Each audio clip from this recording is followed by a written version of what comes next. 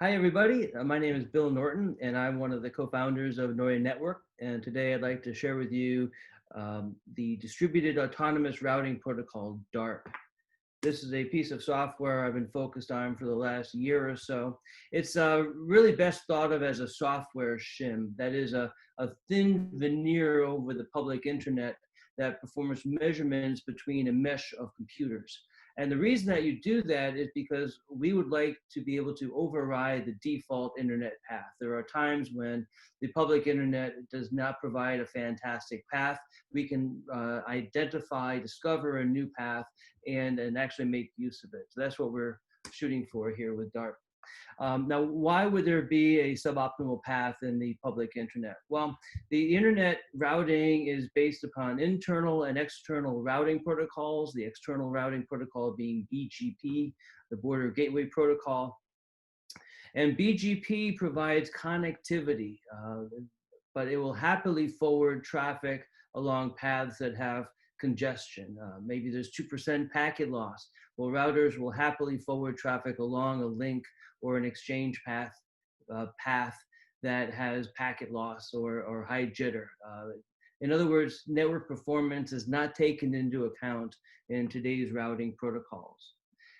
But if we can put across the public internet nodes, these blue dots I show here, we can in fact perform measurements between those blue dots and identify lower latency, lower packet loss paths, and then force traffic along those paths to effectively override the ISP's traffic engineering practices to give us what is measurably a better performing network path.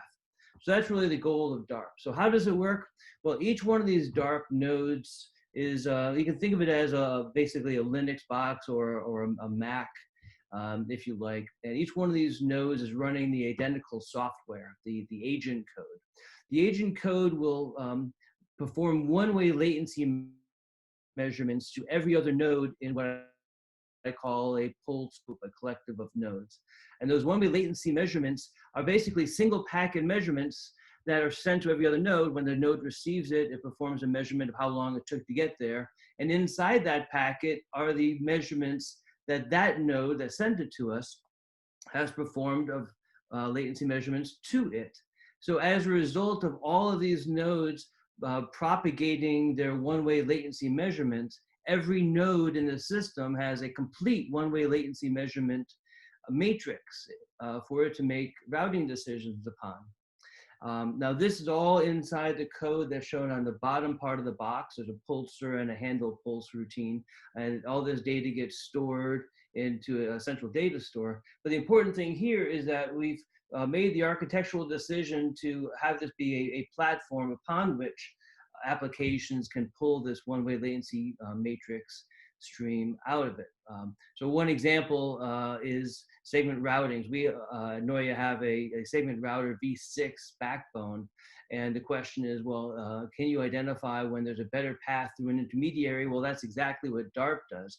So DARP can be used for configuring the metrics on our segment routing system.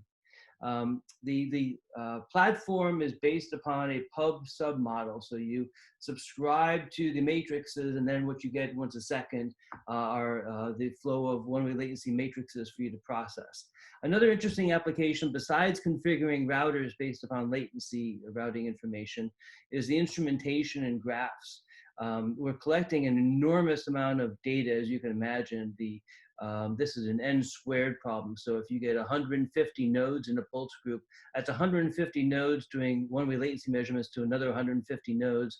So you get several tens of thousands of measurements every second from that. That's a lot of data to analyze. So having good instrumentation and graphs allow us humans to take a look and see if things look strange. But more importantly, the last application is machine learning. Machines are really best suited to analyze this data and adjust metrics and try and optimize the groupings and the performance of the DARP matrices. So the next thing I want to talk about is a demo, because this stuff actually is starting to work and look pretty interesting. So here I have my desktop. This is running on my Mac. So I've spun up a Docker on my Mac. This is the first node in the system, so we call that a Genesis node. Let's go ahead and bring up a couple of nodes. This is a map that shows the cloud instances I have located around the world for me to play with.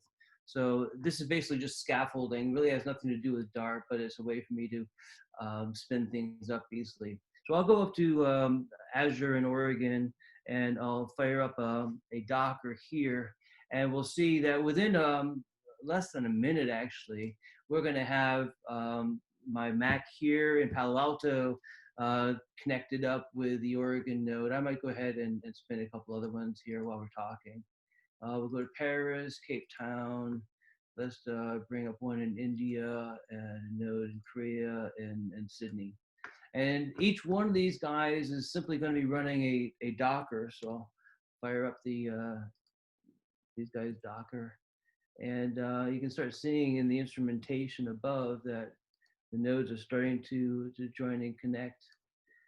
So the other cool thing about this is that there's a software switch that I can turn on that will allow each of these guys to start up a WireGuard tunnel with everybody else. So not only do you get a measurement mesh here, but you also get an encrypted path between every node that's in the system. Let's go ahead and refresh this guy and see, okay, some of these guys are turning up. Up here you have the matrix. This is updated once every second.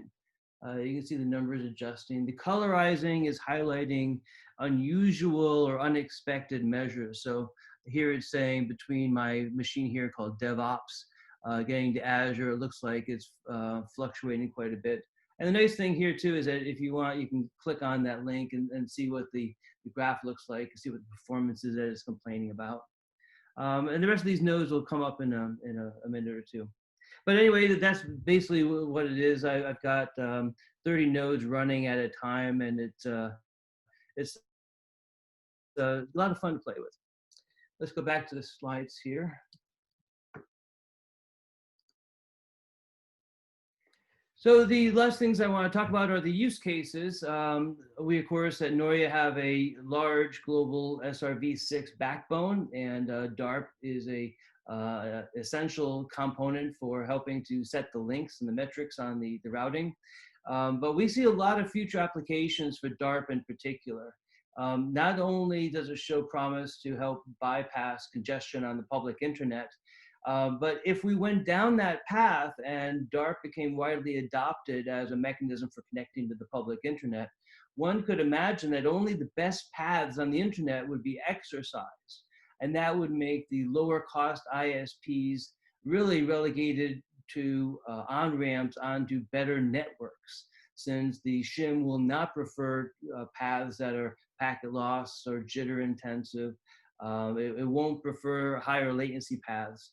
So there's a natural evolution that happens if this thing is widely adopted.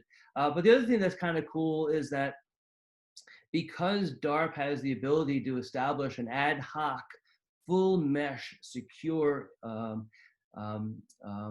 communications infrastructure, this makes it particularly interesting for things like an IoT exchange.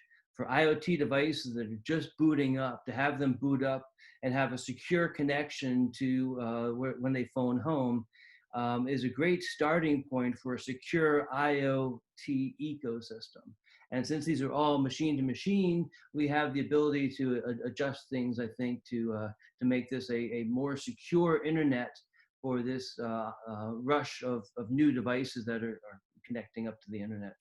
So to kind of summarize, what DARP does is a performance analysis to identify if there's a better path through an intermediary, but it has the ability also to propagate public keys and provide a full mesh of secured connectivity. The use case for number one is the SRv6 backbone for configure backbone, but we also have high hopes that DARP might be used for other purposes as well. Hope you guys enjoy it, and hope this made sense. Thanks.